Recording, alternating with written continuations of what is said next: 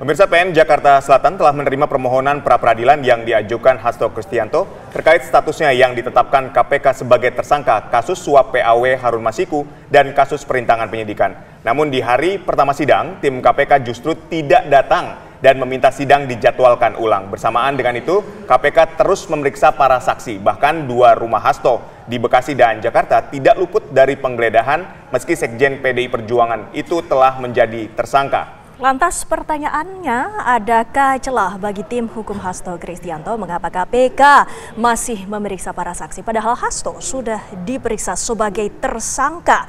Untuk membahasnya telah bergabung bersama kami kuasa hukum Hasto Kristianto, Alphonse Kurnia Palma, dan juga mantan penyidik KPK Yudi Purnomo Harahap. Selamat sore Bapak-Bapak. Ya, selamat sore Mas Yudi, Mas Alphonse. Oh, masih pagi semangatnya. Baik, pertama kita ingin langsung tanyakan ke Bang Alphonse terlebih dahulu menanggapi ketidakhadiran KPK dalam sidang pra-peradilan perdana kali ini. Bagaimana Bang Alphonse? Ya, kami sih berprasangka baik ya bahwa mungkin masih banyak kegiatan-kegiatan ya seperti yang Mas katakan tadi kan, walaupun persidangan gugatan peradilan berlangsung, pemeriksaan tetap berjalan kan gitu sebenarnya. Nah, dari situ sebenarnya memang semakin menguatkan kami gitu ya, bahwa apakah memang benar ada bukti permulaan yang cukup dan sah sebenarnya ya, terkait dengan penetapan sebagai tersangka.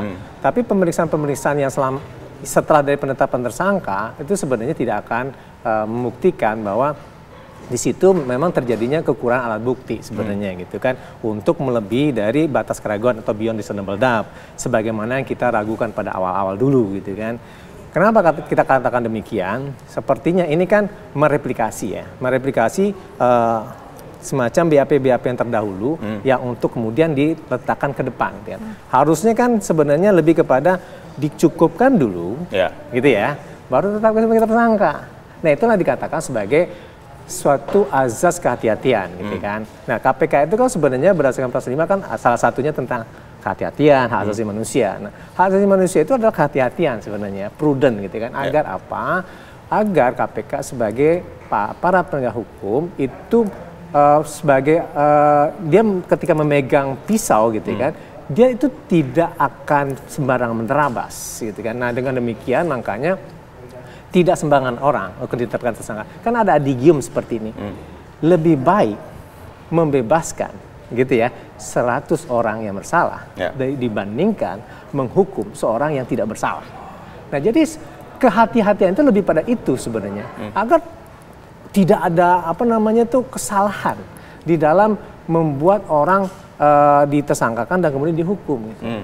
Nah, oleh sebab itu makanya 3 minggu bagi kami gitu ya, itu juga kami berpandangan baik bahwa mungkin ada kegiatan-kegiatan yang lain atau mungkin ada juga libur panjang, kan ada Imlek, ada Isra Mi'raj, macam-macam kan gitu. Mungkin juga penyidik pengen berlibur di situ, kita nggak tahu gitu kan. Tapi pada prinsipnya pada saat ini memang kita melihat bahwa kalau dalam proses penetapan tersangka dahului dulu dengan 2 alat bukti yang cukup dan sah gitu. Dan kemudian baru ditetapkan sebagai tersangka, bukan dalam artian ditetapkan tersangka baru kemudian dipenuhi bukti-buktinya. Kalau bisa gitu kan konstruksinya tetapkan tersangka dan kemudian setelah itu bukti kemudian. Nah, itu tidak boleh.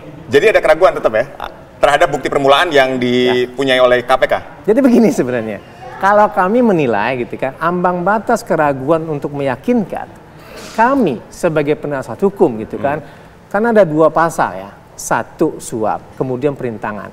Terkait dengan suap gitu kan, mestinya gitu kan, orang yang menyuap itu testimoni dulu, di BAP dulu gitu kan. Kemudian setelah itu dia menyatakan memang benar dia, kan gitu. Tapi kan ini nggak ada, kan gitu kan. Dari mana bisa dikatakan memang orang ini melakukan suap?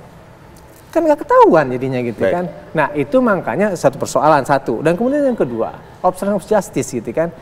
Ini kan sebenarnya berdasarkan pasal 21 UNCAC kan gitu kan. Nah, esensinya di situ lebih terkait dengan permasalahan menghalang-halangi secara fisik sebenarnya. Itu juga tidak hanya terdapat di dalam UNCAC, tetapi juga konvensi regional di Eropa, dan juga itu ditafsirkan berbeda di Indonesia dan pasal 21. Saya ingin ke Mas Yudi. Mas Yudi, ini kita melihat bahwa tim kuasa hukum dari Pak Hasto ini punya keraguan terhadap bukti permulaan yang disampaikan oleh KPK terhadap penetapan tersangka Sekjen PDI Perjuangan Hasto Kristianto dalam perkara suap PAW Harun Masiku dan perintangan penyidikan. Anda menilainya seperti apa? Ya, menurut saya kan tidak jadi masalah ya. Memang itulah kemudian penyidik kan selalu diuji. Selalu saya katakan kan ujian itu bukan hanya di internal KPK ya, tetapi dari pihak eksternal. Apakah kemudian ada celah-celah yang bisa digunakan? Seharusnya penyidik ya mampu untuk menutup celah-celah. Tapi kan ketika mencari celah pasti ada lah ya. Ini kan namanya kan argumentasi hukum. Termasuk ketika pada hari ini kan KPK tidak hadir di dalam persidangan. Tentu ini harus kita maknai adanya keseriusan KPK. Mungkin yang harus disampaikan adalah bahwa ketika sidang pra peradilan itu kan yang maju bukan penyidiknya, ya, tetapi Biro Hukum, sehingga selain menyediakan ya administratif terkait dengan apa yang dibutuhkan dalam proses pra peradilan, tetapi juga teman-teman di Biro Hukum KPK ini harus mempelajari juga kan perkaranya seperti apa. Kan mereka tidak pernah mempelajari sebelumnya. Ya, sehingga tentu nanti biasanya Mas penyidik itu akan memberikan gambaran perkaranya seperti apa. Walaupun ya itu material ya, tapi setidaknya diberikan gambaran. Baru kemudian masuk ke formilnya. Ingat bahwa pra peradilan ini kan terkait dengan formil. Nah, saya melihat bahwa KPK tentu ingin ya selain serius ya, tentu juga ingin memenangkan. Ya, artinya berharap bahwa hakim menolak. Ya, bagaimana cara yang menolak ya tentu KPK harus membuka seperti apa disampaikan oleh Bang Alphonse ya. Memang ini adalah formil ya terkait apakah ada dua bukti ada, tapi kan jangan sebatas itu. Apa sih bukti baru yang selalu dikatakan oleh KPK itu? Misalnya ada keterangan saksi memang ya, tetapi saksi itu memang saksi lama. Tetapi ternyata ada keterangan tambahan. Kan nggak masalah. Ya kan, itu kan bisa disebut bukti baru. Atau kan kita melihat sebelum penetapan tersangka Pak Hasto, ya penyidik kan juga bergerak memanggil saksi. Ada saksi baru, ada saksi yang lama, ya. Kemudian melakukan penggeledahan di beberapa tempat. Nah, mungkin dari situ ya ditemukan dua alat bukti yang cukup. Ya, kemudian pasca Pak Hasto, kemudian KPK melakukan pemanggilan. Ya, saksi-saksi, baik itu saksi yang namanya sudah ada di sebelumnya ya ataupun yang baru ataupun penggeledahan, itu saya pikir hanya untuk menambah dan memperkuat alat bukti yang sudah dimiliki ketika menetapkan tersangka. Jadi tentu ini sangat menarik bahwa apa yang dimohonkan itu KPK harus benar-benar bisa menjawab secara baik. Ya, karena kan ini permainannya adalah bukan lagi permasalahan KPK dan penasihat hukum ya dan dari pihak Pak Hasto ya, tetapi bagaimana masing-masing bisa meyakinkan hakim, termasuk tadi KPK kan juga membutuhkan ahli.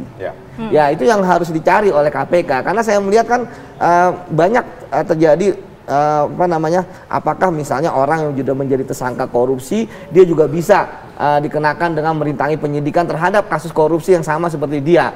Ya, tentu kan KPK harus menjawab seperti itu. Nah, artinya tentu KPK berharap bahwa hakim tidak menggugurkan status dari Pak Hasto sebagai tersangka. Baik. Dan menanggapi dengan sidang pra peradilan ini, apakah menurut Anda KPK ini siap dan juga memiliki bukti-bukti yang kuat untuk nantinya membuktikan bahwa bukti permulaan yang sebelumnya diragukan ini tidak terbukti?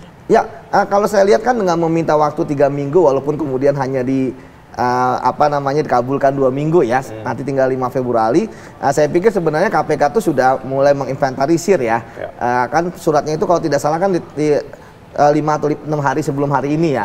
Artinya sebenarnya KPK sudah siap. Nah, kita tinggal tunggu nih ya, barang bukti apa atau alat bukti apa yang akan dikemukakan oleh KPK untuk kemudian berhasil meyakinkan hakim bahwa proses ini benar-benar sudah sesuai dengan prosedur hukum. Kan sebenarnya pra-per itu yang pertama. Kemudian yang kedua, tentu saya melihat bahwa KPK tentu harus belajar ya dari kekalahan-kekalahan sebelumnya. Ya, jangan lagi saya lihat strategi KPK misalnya, wah nanti kita jangan semua barang bukti atau alat bukti kita sampaikan, jangan semuanya saja gitu kan, karena kalah menang inilah penentuan ya. Sebab itu jangan setengah-setengah atau hanya dicicil dan sebagainya disampaikan pada hakim, itu setengah-setengah. Termasuk kalau memang perlu menghadirkan bukan hanya ahli ya, ada saksi yang perlu dihadirkan, ya hadirkan saja. Karena sebenarnya pra peradilan ini kan sebagai celah juga bagi teman-teman lawyer biasanya untuk mengintip KPK punya apa sih, sehingga kalah menang bukan nggak jadi patokan, tetapi wah ternyata KPK-nya hanya sebatas itu. Walaupun mereka menang, kita akan fight di pengadilan perkara pokok seperti itu. Baik, Mas Alvan, Anda melihatnya seperti apa? Ketika KPK hari ini tidak hadir, apakah ini strategi dari KPK atau Anda punya pandangan lain sebagai tim kuasa hukum Pak Hasto ini? Ya kita berpandangan baik gitu ya. Satu dari yang seperti saya katakan tadi gitu kan. Dan kemudian yang kedua memang seperti yang dikatakan oleh Yudi tadi gitu kan. Bisa saja ini merupakan suatu langkah-langkah strategi gitu kan untuk lebih menguatkan terutama tentang bagaimana konstruksi perkara. Bisa jadi seperti itu gitu kan.